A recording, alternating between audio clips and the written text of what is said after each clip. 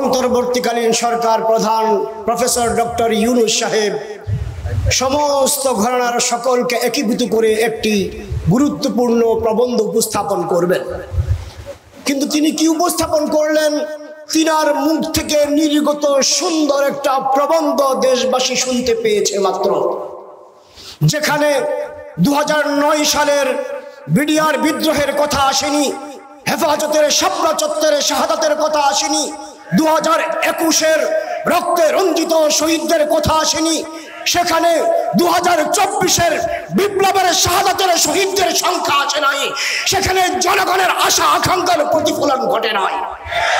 স্পষ্ট ভাষায় বলবো, ঘোষণাপত্র সংশোধন করে জনগণের আশা অনুযায়ী প্রবন্ধ উপস্থাপন করবেন, আর জুলাই সনদের স্বীকৃতি দিয়ে আপনার সংবিধানে সংযোজন করে জনগণের আশার সংযোজন ঘটাবেন।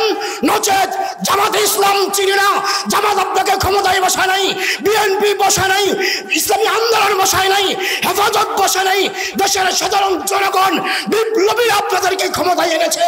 অতএব দেশের বিপ্লবী জনতার আশার প্রতিফলন ঘটাবেন, নচেত আপনারাও আপনার লেডি ফেরাউন হাসিনার মতো কোথায় যাবেন রাস্তা ঠিক করেন, এটাই জনগণের আশা।